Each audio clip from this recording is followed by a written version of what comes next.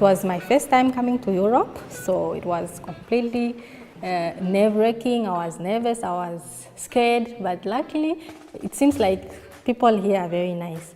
So we didn't really struggle much. The only problem I had was the language. It was a new environment, different people. I didn't know anyone here. I actually used to ask myself if I would survive, how the food will be, if the people are nice. You know, every country has different perceptions on the other country. I thought like here, what was making me to be most afraid is maybe I thought there would be discrimination, maybe in terms of the skin color. That weekend when my best friend caught you creeping, you blamed it all on the alcohol. So I made my decision, 'cause you made your bed, sleep in it, play the victim and switch your position. I'm from Namibia, from the city called Windhoek.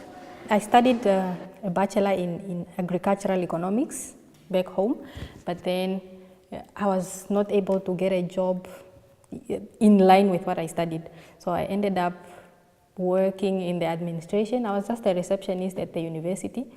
But then I thought, well, I might as well just go study other than wasting time here. So I started applying for scholarships. I started applying for universities. And then to my surprise, I was admitted here and then I got a scholarship. So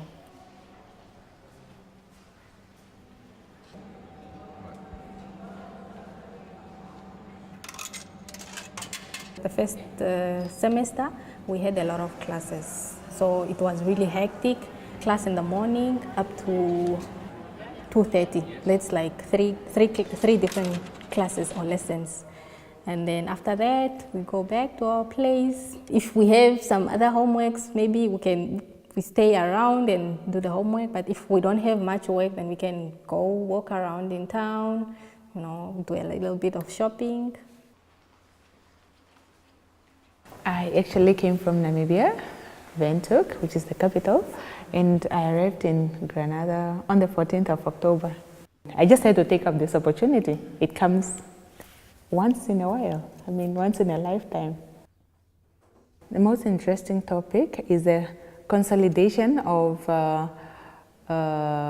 information that helps us know how countries actually manage economies, how countries trade. I came from a finance background, so consolidating all this just makes it much more interesting.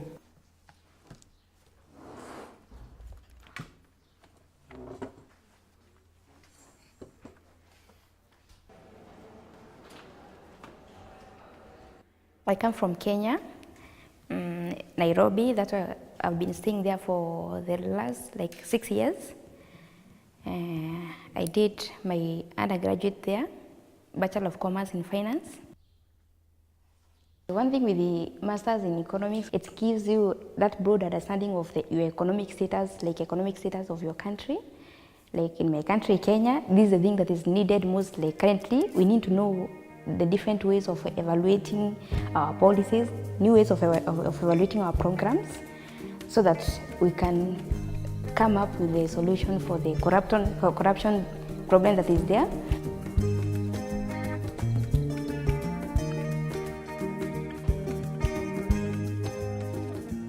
Opportunities are not really highly open to young people in Namibia, in a sense that there's just too much unfairness.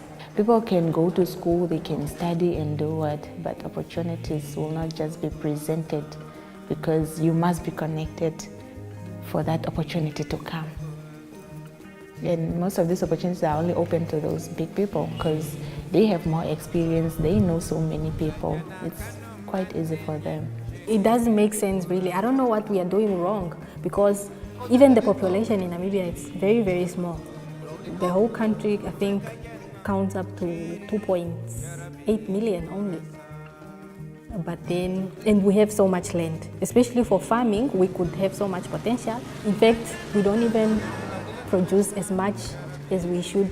We import more than produce. All the fruits and vegetables that we consume in Namibia mostly come from South Africa. Kenya is an open country. You're open to trade, but it's benefiting a specific group of people or the rich or a certain level of income earners from the country.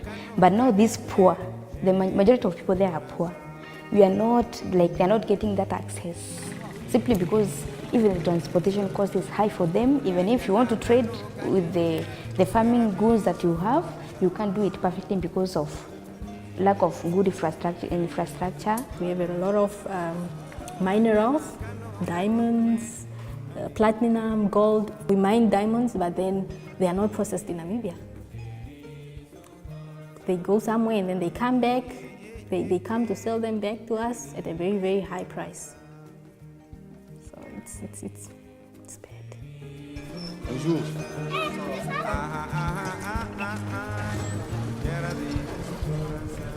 In Kenya, women are the ones we can expect them to improve our economy. If I get a chance, I can be able to advise the microfinances, or now they can go down to the women, helping them to get the access to credit, training them on how to, like, once they get the money from their businesses, how to reinvest the money again to their businesses. My thesis is on women entrepreneurship. Women, for example, are not able to acquire as much funds as men can acquire, getting loans from banks or, even just getting the knowledge.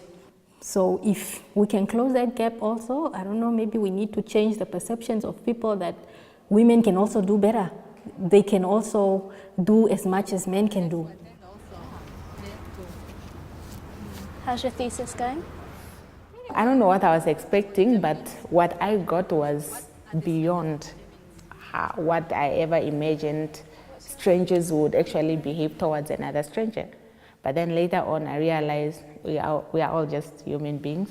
So that theory of stranger does not really exist. But I think most people in the masses are doing I must engage myself in the things that I've, at least the things that I said I must achieve once I live here, like that one of women entrepreneurship and involving them, like connecting them with the microfinances. That's a thing that is in my mind now. I must ensure that I do it. When I go back, I'm hoping to become a professor. So it's even more motivation for me to continue with my PhD. So I'm very confident with the knowledge that I've obtained. I'm very confident that I can proceed with my PhD and then become a professor.